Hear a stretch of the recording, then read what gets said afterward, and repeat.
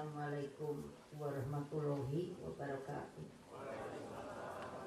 Salam sejahtera untuk kita semua. Om Swastiastu, Namo Buddhaya, salam kebajikan, rahayu. Tadi kalau dibilang kok ragu kalau saya nggak mudahkan ke tempat saya. Dan saya ini 3 kali jadi anggota DPR. Kalau ketemu rakyat itu ya ikuti maunya saja. Ya sama petani ya ngobrolnya di pematang sawah. Kalau disuruh lesehan ya lesehan. Karena ya gimana ya menerangkannya, tidak mungkin kalau orang pemimpin itu elitis. Jadi kalau tadi dengar Romo Sindunata bicara, itu menurut saya sebuah simfoni yang sebetulnya maknanya tinggi. Lalu Mas Nadi yang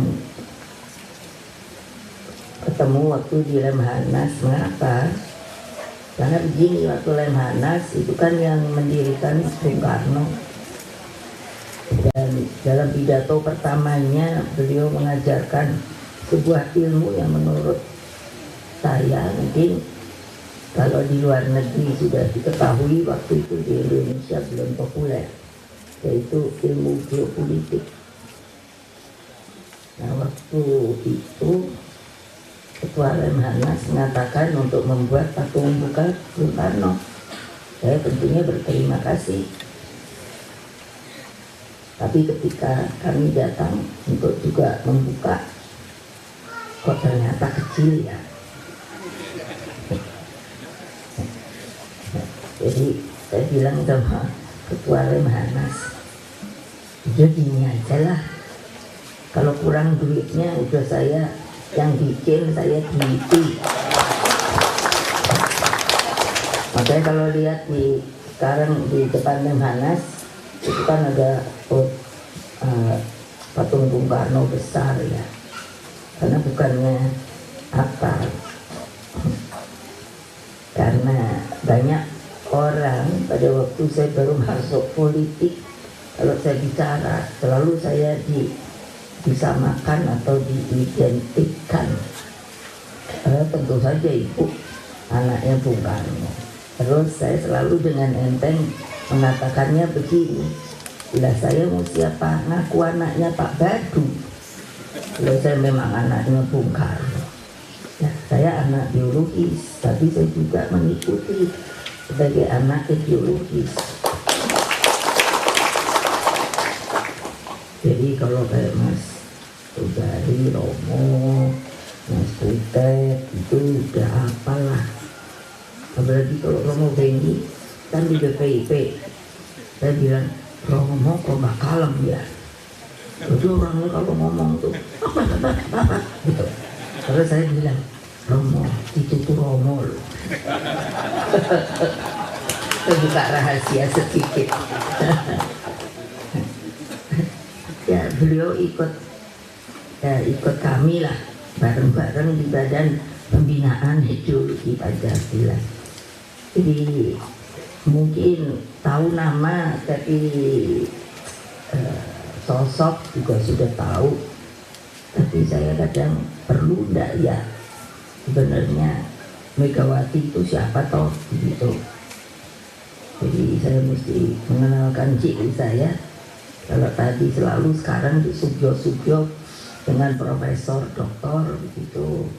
Ya alhamdulillah profesor saya itu 2, doktor honoris causa saya 9. lalu masih nunggu 6 lagi karena kemarin di COVID ya. Jadi saya suka guyon sama bapak saya. Lo lucu loh, ada orang yang mengatakan begini. Ketika saya bilang, oh saya bicara sama bapak saya, oh langsung disebar. Biasa, saya ini orang yang sering dibully. Wah Ibu Mega tuh kelenek gitu ya. Saya bilang ya sebodoh amat. Dan saya ngomong sama bapak saya kok nggak boleh. Nah, Mas Butet, terus Romo Beni tadi Mas Sobari dan para seniman semua budayawan, ya rohaniwan yang menurut saya justru luar biasa mau mengundang saya. Karena biasanya kan kalau saya diundang itu pasti urusannya politik saja. Nah kali ini malah saya kok senang banget karena kita ayah saya itu bukan hanya politisi, beliau ya seniman. Jadi waktu dari kecil, kalau tadi lihat ada foto saya itu sudah diajari. Jadi kalau umpamanya lihat tarian, saya mau tidak mau pasti goyang. Karena apa? Kami anaknya Bung Karno itu berdelapan. Jadi kami itu semua umur 5 tahun mulai diajari menari. Bayangkan setiap umur 5 tahun lalu suruh belajar menari. Jadi saya bisa nari Jawa, nari Sunda, nari Bali, nari Sumatera. Kadang-kadang waktu itu kalau ingat disuruh itu kok saya bilang bapak saya kok keras gitu. Tapi kalau sekarang saya alhamdulillah, karena itu juga membentuk bangun tubuh kita dan ini kita dan mata kita. Jadi luar biasa. Itu artinya kalau tadi dibilang seperti Pancasila itu harus dirasakan di sini. Saya lalu mengerti mengapa kita disuruh belajar menari. Karena menari itu seperti kalau menari katakan Jawa itu tidak ada loh. Kalau seperti belajar piano, do re mi fa sol la si do, begitu bukan. Itu yang jadi pertanda harus ganti tangan itu keprak. Jadi tok tok tok tok cerek gitu. Nah itu kan telinga. Nah tapi itu juga dengan perasaan, karena kita harus nunggu cerek gitu. Jadi dia masuk. Makanya saya seringkali berpikir, saya beruntung masih ada seperti tempat-tempat seperti ini. Karena saya yakin juga banyak di tempat lain, di daerah-daerah lain yang juga masih seperti ini. Nah ini kan artinya tidak mudah untuk menggeser yang namanya disebut bapak saya kepribadian di bidang budaya. Karena itu sebuah, menurut saya roso itu roso. Jadi apa yang mesti ngomongnya? Sesuatu getaran di hati, mungkin kalau bahasa Indonesia yang baik. Karena roso itu tidak bisa sebetulnya diketahui oleh orang banyak. Jadi kalau kenapa yang kumpul ini budayawan, rohaniwan, seniman, karena biasanya gathuk. Karena rata-rata mereka punya roso. Tapi kalau orang di luar itu menurut saya itu hanya yang namanya hanya fisiknya. Nah saya diajari bapak saya juga, kamu kalau lihat orang, jadi kita juga disuruh nonton wayang. Jadi kalau beliau punya koleksi wayang, lalu selalu ketika beliau paling tidak 2 bulan sekali itu ditampilkan, jadi ada wayang di istana, dan kami harus milih mau yang pembukaan atau yang jam 12, karena kami dari kecil sampai ngantuk-ngantuk itu. Jadi kalau dulu, nah itu kami berarti diajari kerakyatan, karena rakyat tuh boleh nonton. Nah kan kalau lihat depan, namanya ini panggung, lihatnya di depan, itu kan wah tamu-tamu ya yang istimewa. Kalau udah begitu kan kami diajari untuk duduk dengan baik. Tapi kalau rakyat, terus anak-anaknya itu kan di balik layar. Akhirnya saya dan biasanya saya berdua kakak saya dan teman-temannya. Jadi saya milih di belakang layar kita. Karena kenapa? Nggak duduk di kursi. Jadi ngelesot gitu kan sama anak-anak kampung gitu. Jadi itu sebuah pengalaman yang maksud saya tadinya nggak ngerti, tapi lama-lama lalu ngerti kenapa harus milih.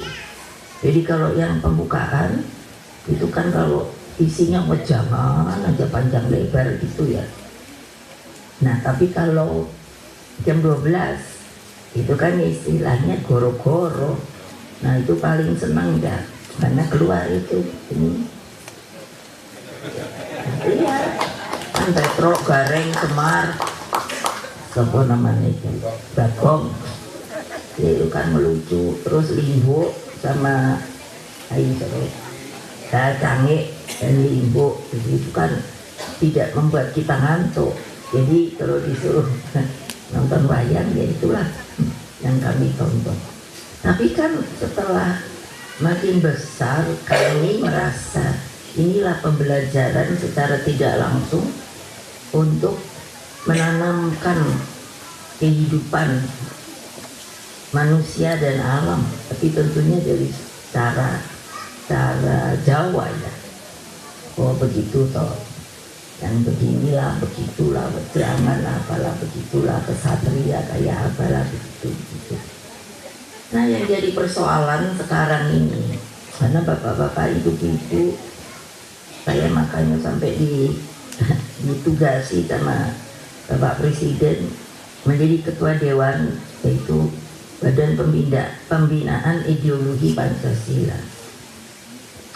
Saya sangat setuju karena saya memang mengatakan pada beliau, ini ada sebuah peristiwa dalam sebuah perjalanan Republik ini adalah kalau kita ambil garisnya atau titiknya ketika lahirnya Pancasila 1 Juni di sidang BPUPK terus sampai sekarang, maka banyak sekali yang dibuat oleh Bung Karno tentunya bagi negerinya, bagi bangsanya. Tidak perlu panjang lebar saya ceritakan atau sebutkan kembali. Tetapi, nah ini yang saya harus katakan, harus mengerti geopolitik.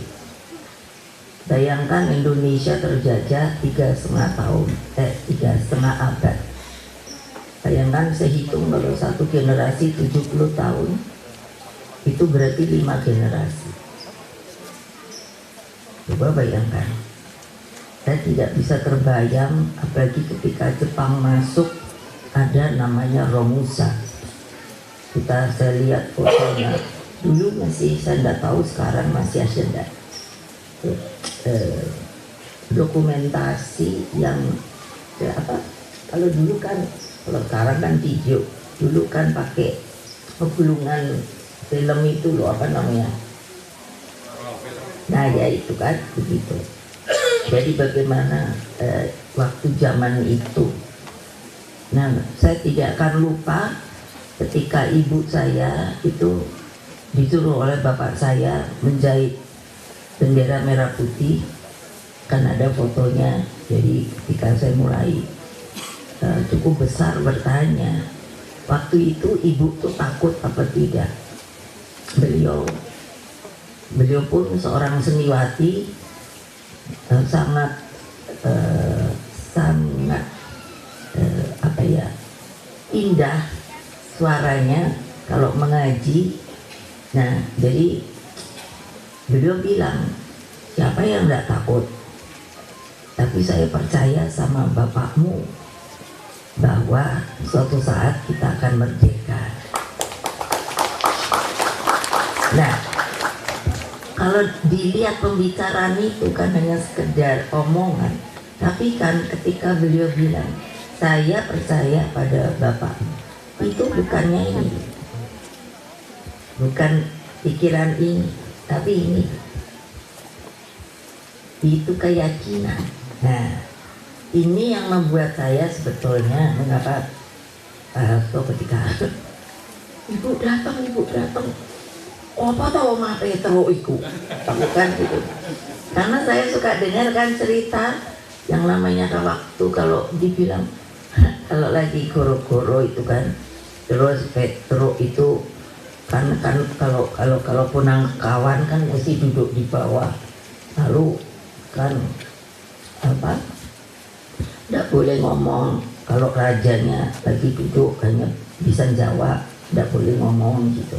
Terus suatu ketika Petro kan ketemu balai-balai, jadi kan langsung dia duduk di balai-balai, padahal Semar kakaknya semua duduk di bawah. Terus karena hidungnya kan mancung, hidungnya dongak ke atas. Terus Semar kan bilang, padahal Semar itu kan sebetulnya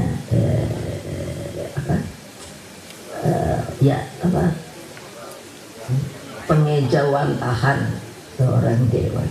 Jadi bilang toh, wis toh, irungmu iku mbok nunduk gitu. Terus jadi kan ada istilah Petro munggah balik gitu. Jadi kan artinya belum baru balik aja udah rasanya wah gitu loh. Itu kan filosofi.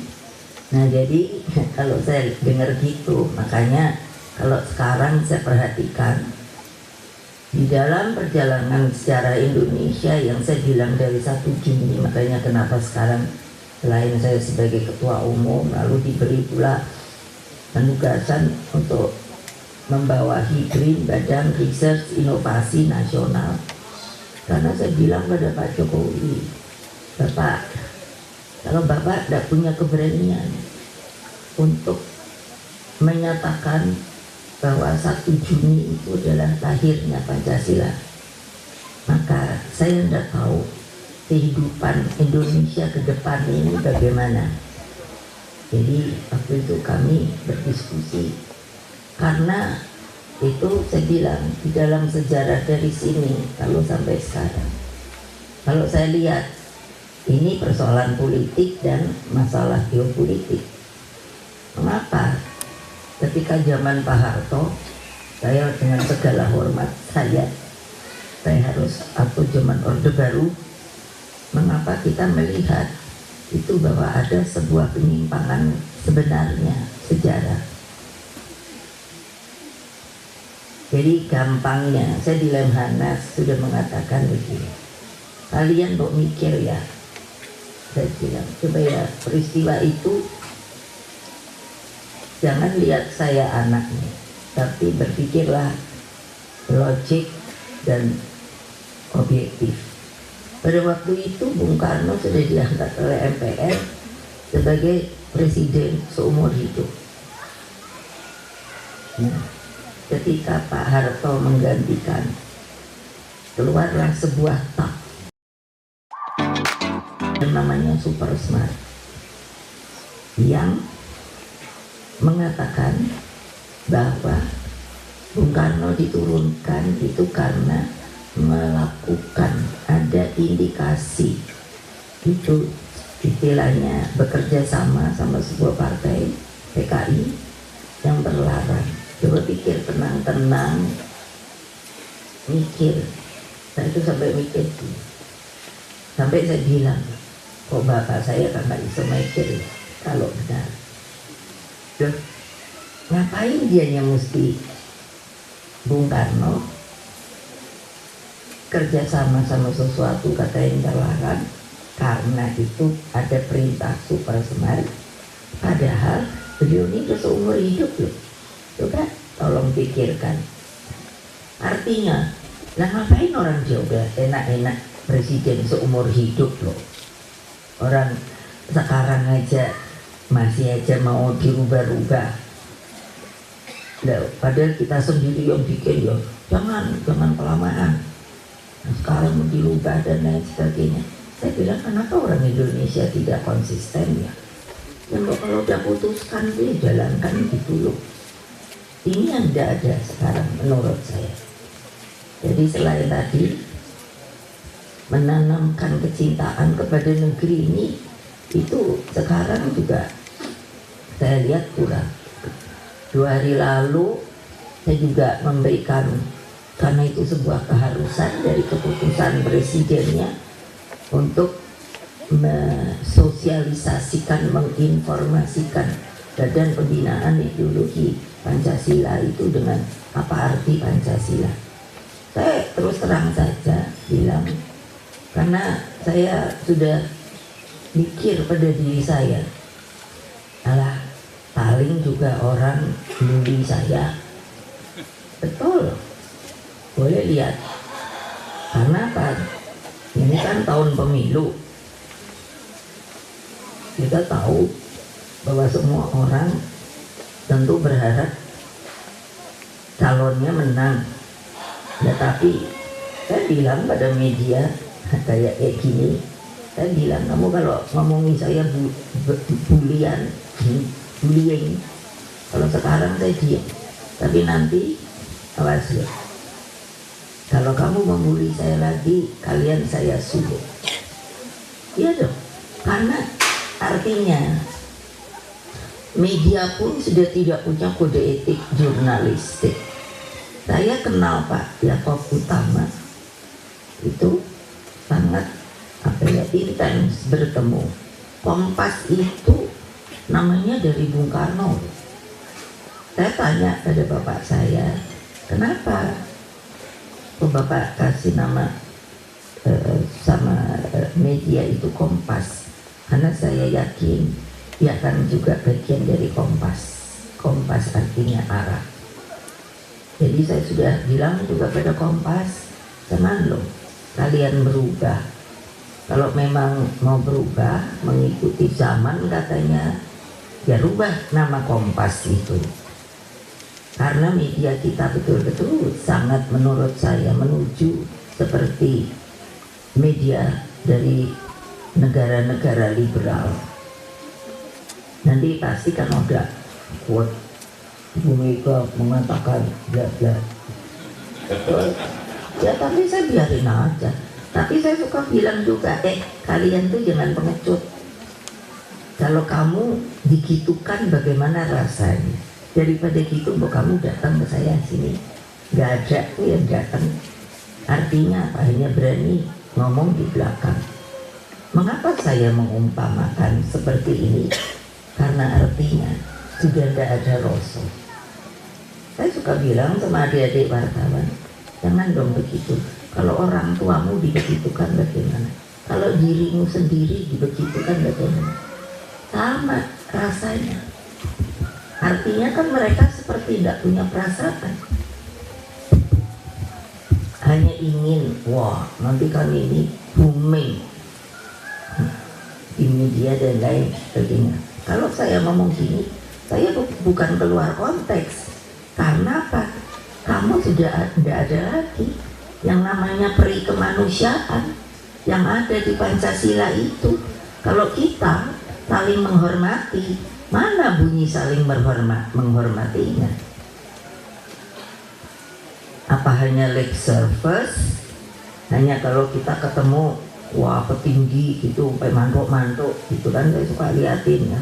Betulnya ngapa tuh kok mantuk-mantuk gitu. Lah betul loh. Sebenarnya buat apa tuh ya? Lo orang kapan-kapan dia selesai kok. Dan saya itu juga selesai jadi presiden. Jadi waktu saya disebut presiden kelima gitu, saya sendiri kaget loh. Oh, saya nanya ke protokol dan ke Kumham. Sekarang aturannya presiden tuh disebutnya presiden kelima ke satu. Iya Bu, oh tak pikir mantan. Lah betul loh. Terus yang saya suka protes, selalu kok nggak disebut wapres ya. Padahal ya saya pernah jadi wapres loh. Ini menunjukkan kan, satu, orang Indonesia sekarang tidak mau melihat dengan tertib peraturan. Nah ini gimana caranya? Para seniman dan lain sebagainya. Bapak saya itu kan blending sama seniman. Saya sampai hafal namanya ini Pak Dola, itu apaan? Ini apa? Yang Sujoyono, terus Pak Iki, Suki Abdullah. Sampai saya ngerti yang realis koyo opo, surrealisme koyo opo abstrak opo kayak gitu kan, karena mereka sering diundang bapak saya, terus ngobrol-ngobrol, pasti ada nanti yang disuruh melukis sama bapak saya gitu. Jadi bayangkan, berarti beliau kehidupan kami itu budaya Jawa, Sunda, Bali, Sumatera melalui gamelan dan tarian selalu dipertunjukkan. Kumpul sama seniman, kumpul sama politisi. Jadi yang membangun karakter saya menjadi seperti ini ya karena begitu. Jadi saya kan nguping terus, dibilang gini. Jadi tidak akan pernah lupa saya dibawa untuk ketika mau pembangunan Masjid Istiqlal. Ayo ikut Bapak. Padahal saya mikir, oh potong paling juga entar. Karena beliau memegang dua arsitek, yaitu Pak Silaban dan Pak Sudarsono. Karena saya nanya, kenapa berdua itu? Karena Silaban filosofinya itu teguh. Jadi bangunannya itu fisiknya kan kalau dilihat kuat. Kalau Istiqlal kan gitu. Kalau dari luar kan kayaknya apa ya, ada gerengseng, tapi coba masuk menimbulkan kelembutan. Ini yang bikin Pak Darsono begitu. Dan aneh ya, ketika pada waktu itu yang menang untuk membangun Masjid Istiqlal itu Pak Silaban. Saya kenal baik, saya manggilnya Om. Jadi pada waktu itu sebetulnya Bung Karno sudah menunjukkan Pancasila secara real. Pak Silaban kan agama Kristen, tapi biarkan dimenangkan. Dan tidak ada orang, saya ingat, yang protes. Enggak. Makanya kalau sekarang ada bumbu-bumbu gitu, wah Indonesia itu karena jumlah rakyatnya itu sudah ini yang terbesar katanya Islamnya di dunia gitu. Lalu ya itu kan sebetulnya tidak cocok kalau menjadi negara kesatuan Republik Indonesia. Harusnya ada nama lagi. Saya tuh suka sampai ketawa sendiri. Lalu kemarin saya bilang, kalau kalian nggak merasa sebagai orang Indonesia, ya sudahlah, jangan tinggal di sini. Ya pergi aja ke tempat di mana daerah yang situ senang. Ya jangan dong.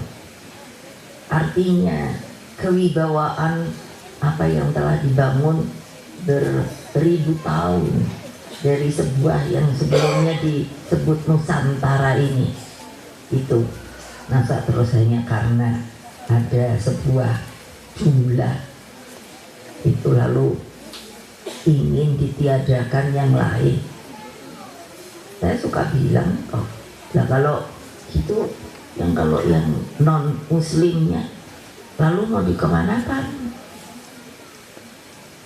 Bapak-bapak, ibu-ibu yang terhormat, coba kita lihat saja sekarang keadaan di Afghanistan. Saya melihat tuh prihatin sekali. Sekolah untuk perempuan ditutup, anak perempuan gak boleh sekolah, guru-guru perempuan semuanya diapakan, dipensiunkan. Lalu saya tuh pikir, ini mau negara mau jadinya apa negara laki-laki ya? Lah ibunya itu sopo? Kalau nggak mau punya anak gitu umpamanya, lah ibunya itu sopo? Dan sekarang yang namanya Afgan itu mau membangun harus bagaimana, kelihatannya jadi pusing sendiri. Karena kenapa ya, terkepung dengan sebuah itu geopolitik lagi, negara-negara yang sudah maju, yang telah memberikan keleluasaan penuh kepada kaum perempuan dan lain sebagainya akibat perubahan zaman. Ini mau kembali pada abad berapa? Ya kan? Coba saya coba mikir gini, iki wong iki mikir sekomendio. Betul loh. Kenapa tidak realistis begitu? Nanti kalau gini ada lagi juga ya. Saya sering dibilang begini, Ibu Mega itu Islam tapi tidak Islami. Loh, saya suka mikir gini, loh kok kamu itu sopo? Loh, kan mestinya ngomong gitu Gusti Allah loh sama saya. Loh, iya loh, loh kok kamu? Saya sampai bilang, kamu sini toh, ngomong saya ini sama saya, jangan di belakang melulu. Ya, tapi sampai hari ini nggak ada loh orang yang minta supaya ketemu saya. Artinya apa? Saya bilang kalian pengecut, itu aja. Iya dong, nggak ada budi, nggak tahu rosok, nggak tahu kesopanan. Ini masa mau dirusak? Ya saya bilang, kalau Pancasila itu kamu rusak, saya lawan. Loh iyalah, karena saya tahu bangsa saya diajari bapak saya. Umur 14 tahun saya disuruh mengerti politik dalam artian apa ini? Bukan langsung, tidak langsung. Saya dibawa sebagai, bukan menyombongkan diri, ini pengalaman untuk mendidik anak kita juga seharusnya begitu. Di konferensi Beograd non-blok, dan bukannya asal ikut sebagai delegasi termuda loh, bayangkan. Saya bilang delegasi termuda, saya bilang sama bapak saya, masa saya diikutin suruh rapat melulu, saya bilang sebagai delegasi. Jadi bapak saya bilang begini, kamu mau ikut boleh, kalau tidak ikut jadi begini, nanti kalau bapak pulang pasti bapak akan nanya. Artinya kalau tadi yang pidato itu siapa? Wah itu kan sama PR ya. Padahal kita kan tadi ngomong, wah ini enak juga nih jalan-jalan gitu. Iya sama kakak saya, kami berdua ini sering dibawa. Dan saya bilang, akhirnya kita kan dongsi nanya sama protokol. Nanti siapa aja sih yang pidato? Nah saya ini ingin tahu, waktu itu datang Khrushchev. Saya udah kepingin dengerin, lucu loh Khrushchev tuh. Orangnya pidato itu kan emang keras ya, tapi lucunya gini. Karena lukanya kan itu dia bahasa Rusia, kan harus diterjemahkan. Jadi yang lain itu katanya mungkin ya bosan ya. Jadi kan ngomong. Nah, kelihatan di TV dia kayak nyari palu. Itu gak akan lupa saya sampai kepingkel-pingkel sendiri. Palunya kayaknya nggak tahu tidak ditaruh atau bagaimana. Apa yang dijadiin? Dia buka sepatu, dia ketok-ketok, tuak. Ya orang kan pada kaget. Dia terus ketawa menjadi kan ini. Tapi menurut saya pemimpin dulu yang saya kenal itu kalibernya adalah kaliber dunia. Nah pertanyaannya gimana sih menjadikan kita ini seperti punya pemimpin-pemimpin itu ya kaliber dunia itu. Gamal Abdul Nasser, Nehru, si Khrushchev, Tito,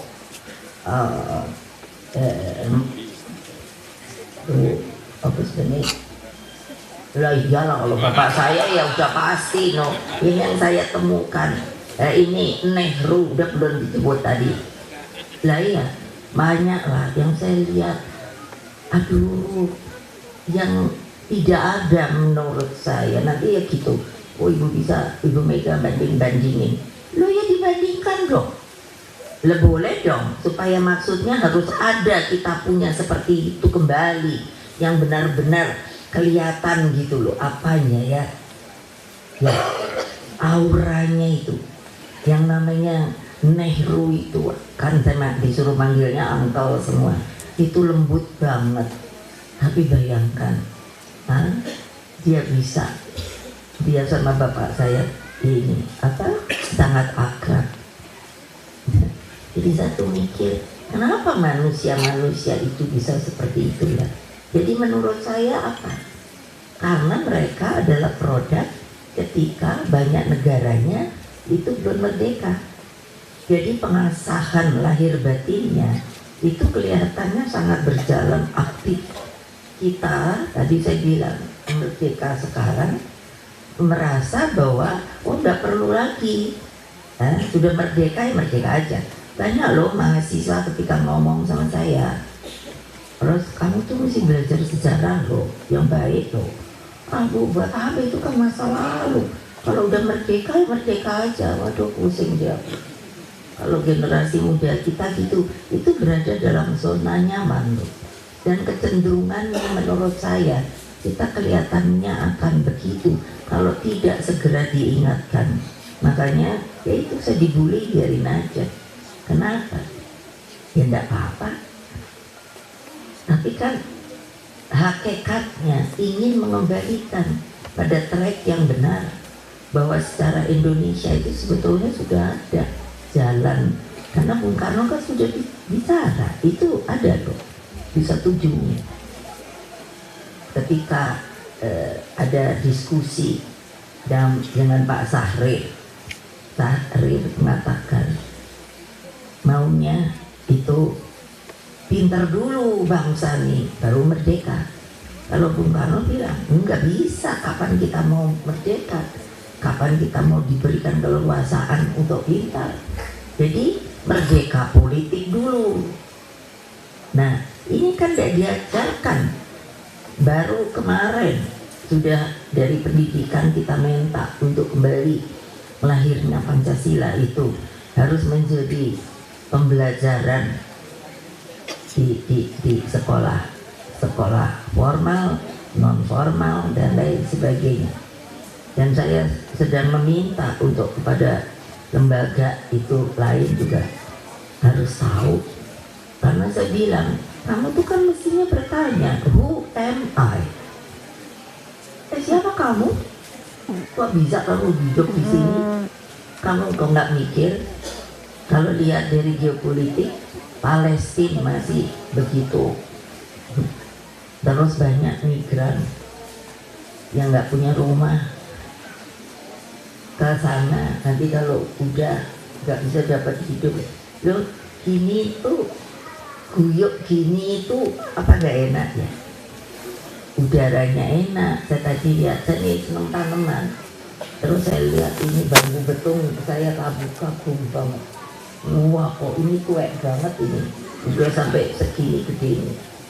Ya dan itunya kan sampai yang tuanya sudah sampai lumutan ya.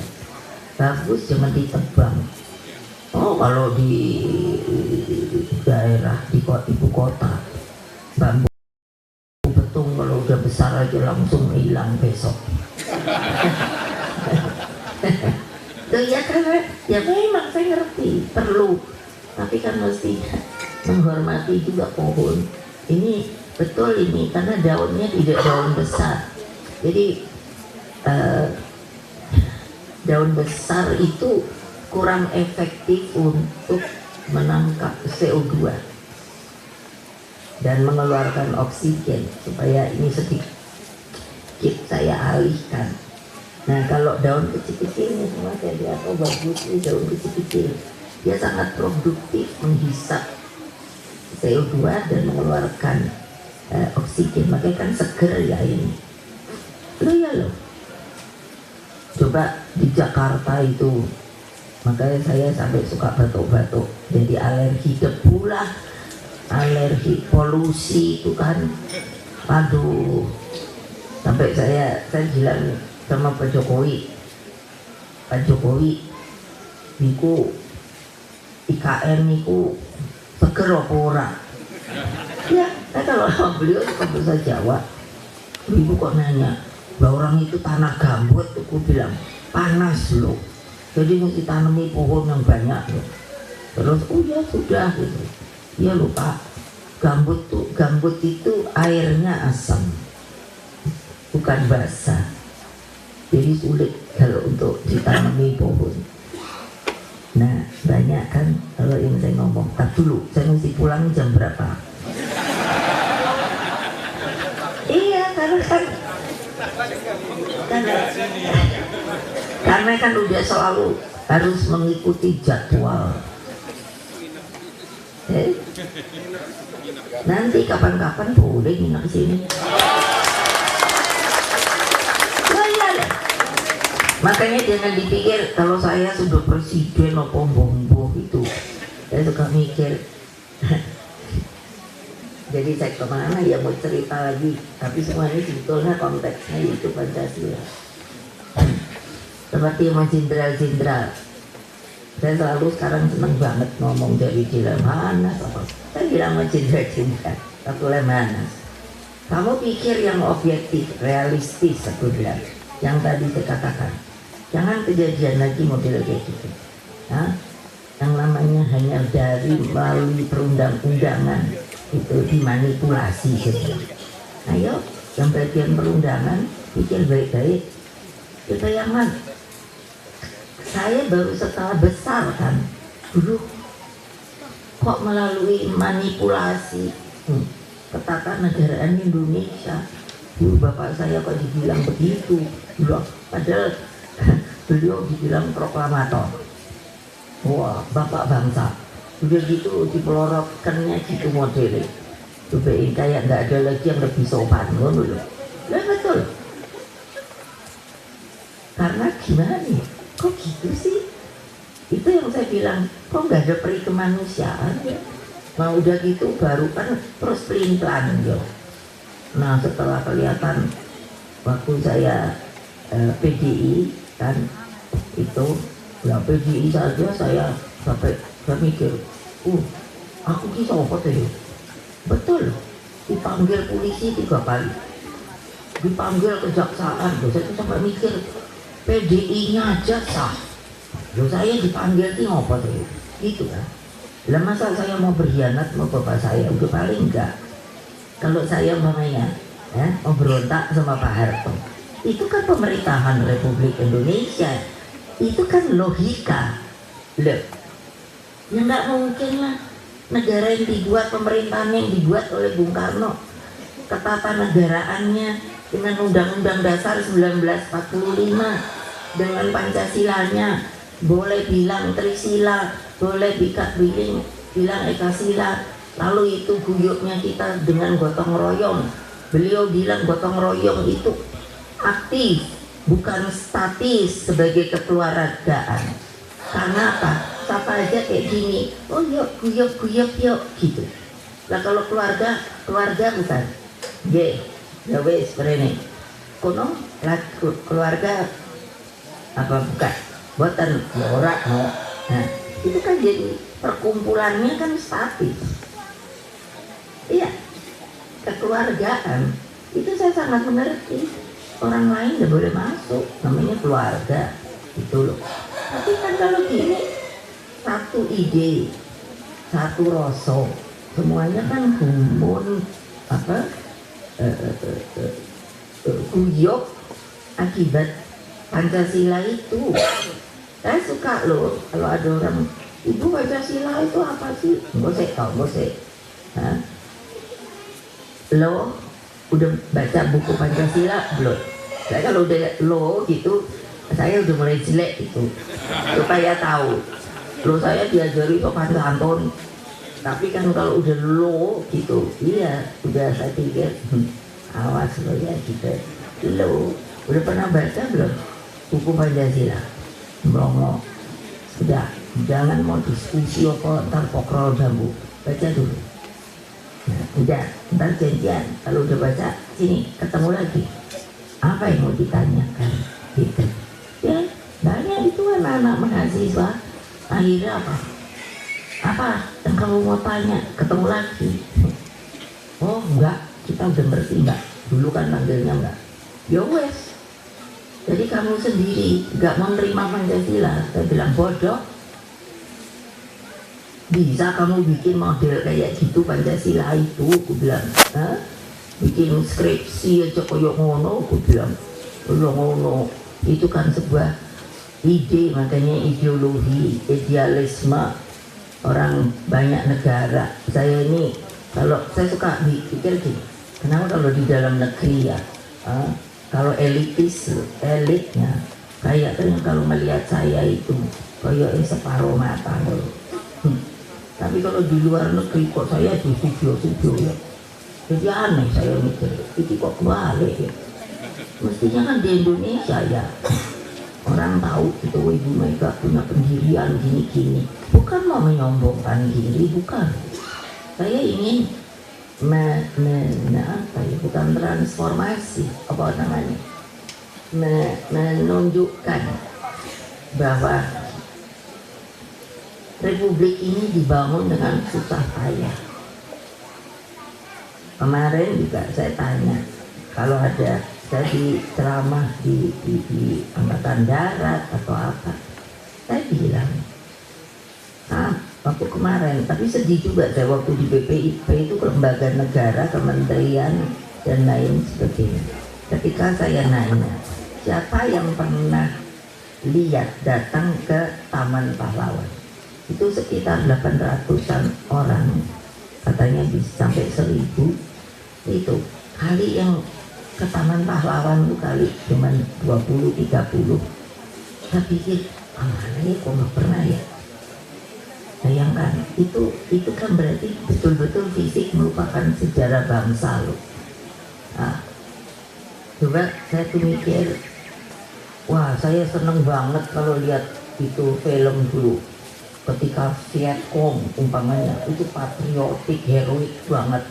Rakyatnya itu bersatu padu yang disebut Vietcong itu kan, wah ketika menyerang Dien Bien Phu, wah ngono itu langsung rasanya ya gitu. Iki kok kabeh melempem to yo nang endi gitu rasa juangnya. Saya tuh bilang, kamu tuh tahu nggak sih kamu tuh bisa gini itu gara-gara lihat Taman Pahlawan. Dia itu ngapain? Anak-anak saya dari kecil, sekarang cucu saya udah pada gede-gede, spesial saya bawa ke Taman Pahlawan. Kenapa? Untuk supaya memancing, supaya saya bisa bercerita. Kan pasti saya bawa bunga, terus kalau udah mekar yang saya kenal, lalu ini ada lagi, kamu pergi nanti taruh bunga kepada nisan yang tidak bernama. Ayo, kalau saya dengar gitu tuh terenyuh, kalian itu beku gitu loh. Kenapa? Betul, akhirnya mereka nanya, kenapa yang mereka yang nggak ada namanya kok bisa masuk di sini? Saya bilang, karena ini pengorbanan mereka, ya? Mereka. Aku bilang kalau sekarang kalian disuruh mati belum tentu mau. Lah itu nggak ngerti sopo. Pokoknya melu. Lalu waktu saya mengatakan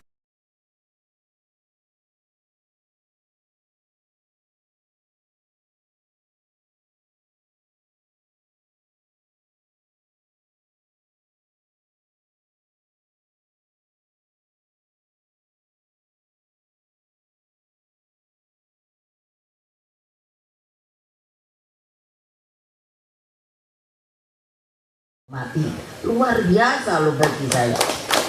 Artinya apa? Menjaga kehormatan harga diri dari apa yang diperjuangkan, yaitu kemerdekaan.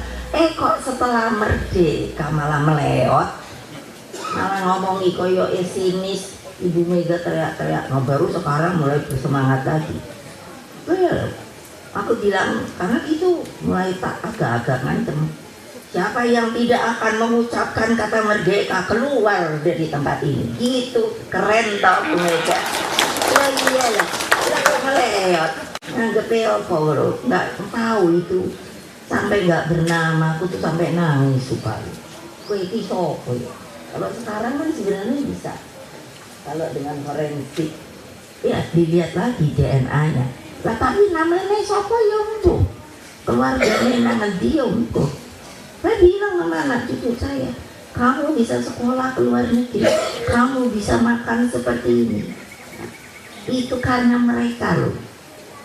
Nah, saya pergi dulu kan namanya kalau tidak salah ke Rusia tuh Leningrad ya. Terus sekarang kayaknya jadi Saint Petersburg ya. Kalau saya ke luar negeri, waktu wapres atau presiden, atau kalau saya pun sedang pergi, artinya liburan itu apa? Arti yang saya nanya, di sini ada Taman Pahlawan juga. Dan kalau dalam acara resmi, dalam protokoler, saya selalu bilang, yang pertama dalam kunjungan kenegaraan saya mesti pergi ke Taman Pahlawan. Loh kok ada juga loh, negara nggak ada Taman Pahlawan loh. Jadi saya suka mikir loh, di merdeka tenan nopo piye iki. Loh iyalah. Nah, Leningrad itu kan terkenal perang 100 harinya melawan Nazi. Coba deh baca. Lah, lucu itu apa? Jadi waktu saya pikir kan ke Taman Pahlawan kan ada nisan-nisan gitu ya. Itu enggak. Cuman tugu. Kalau dari jauh tinggi gitu berapa meter. Terus ini kiri kanan tuh hanya lapangan rumput gitu. Lah kapan udah toh upacara dulu. Nah itu rupanya tugu itu nama-nama mereka yang meninggal ketika 100 hari yang namanya ini mau merebut Leningrad itu. Saya tanya toh sama ada jenderal Sopo gitu. Ntar dulu, nah saya kan mau ke Taman Pahlawan, aku bilang, lah kok ini tugu. Terus kalau panggilan kan yang mulia, eksselensi gitu. Di tempat eksselensi berpijak, disitulah jenazahnya, apa enggak merinding. Ternyata dalam waktu seminggu itu katanya yang meninggal tuh 100.000. Apa enggak heroik? Ayo. Bukan saya minta untuk kejadian kayak gitu, tapi kalau nggak ada lagi semangat, saya itu sampai bilang, loh, negara kita nih kaya raya. Bung Karno bilangnya ijo royo-royo, kemari loh Cinawi. Saya dulu nggak bisa bayangin foto iki Jowo-Jowo gitu. Belum nanti seperti kamu lihat Indonesia itu seperti untayan zamrud di Katulistiwa. Oh nih akhirnya saya bikin ensiklopedia yang saya nggak ngerti jamur. Wah batu mahal. Jadi saya baru ngerti kayaknya kok benar kayak gitu.